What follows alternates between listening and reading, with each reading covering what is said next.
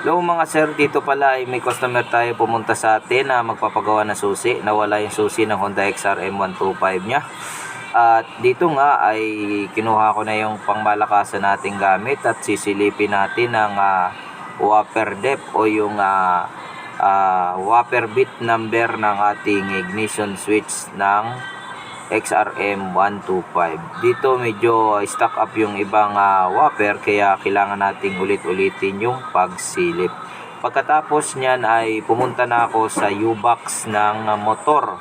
So dito tinitingnan ko rin kung parehos ang combination ng ignition at ang U-box cylinder.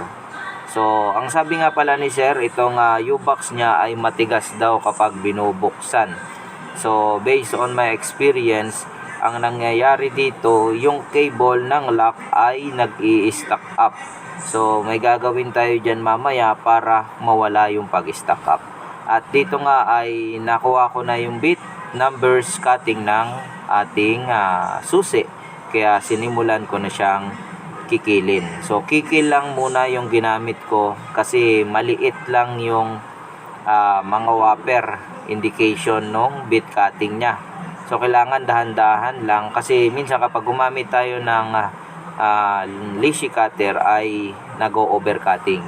Kaya mas maganda pa rin na magmamanual tayo. So kadalasan gumagamit ako ng lazy cutter kapag malalalim yung bit cutting numbers ng ating whopper So dito dinadahan-dahan ko lang yan, kinikikil ko lang ng dahan-dahan. So kailangan na dahan-dahan lang, huwag yung mamabilisin ang paglagay ng susi paggawa ng ngipin ng susi, So kapag nabilisan nyo at napalalim, sablay na agad yun, sayang ang susi na inyong ginamit. So imbis na makakita tayo ng medyo goods ay malulugi tayo, So ayan dito, naramdaman ko na gumalaw na yung lock ng ating U-box o yung cylinder ng U-box natin. So kailangan ko pa rin siyang bawasan para maging smooth. At sa paglalagay nga natin, yun, umikot na pero matigas talaga. Kaya isinubukan ko na sa ignition switch at doon nga ay naging okay na, So nag-i-start at nailalak natin yung ignition ng motor ng XRM 125.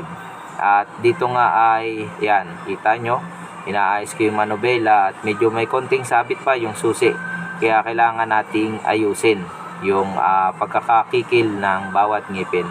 At sa patuloy na pagkikil nyan, kabilaan na yung ginagawa ko dyan para maging maayos yung ating susi, so hindi sasablay at magkakaproblema. At sa patuloy kong pag-ikot-ikot ng susi ay gumagalaw na ang cylinder pero matigas talaga yung U-box, yung seat cover. At ginamitan ko na dito ng WD-40. So inangat ko lang yung seat cover para makita ko yung lock ng ating seat cover ng ating U-box. So kailangan nating lagyan ng WD-40 ng mga 3 hanggang 4 na spray. At gagalaw-galawin natin yung ignition cylinder. Gagawin natin ay tutuon-tuunan ang seat cover, saka gagalawin ang ating cylinder lock ng ating U-box, Pag medyo lumambot na, subukan yung batakin yan, katulad yan. So naging okay na, lumuag na yung ating lock. Yan, ni-sprayan ko na rin yung hook ng ating U-box lock, So sana ay may natutunan kayo at nakita nyo kung paano ginagawa ng susi ang ating mga lost key fabrication. At dito nga ay pinasubukan ko na kay sir kung okay na yung ginawa natin at kita nyo naman na nakangiti si sir. So salamat nga pala kay sir na pumunta pa sa shop natin para magpagawa ng kanyang susi. Maraming salamat sa inyo mga sir at mga ka-susi.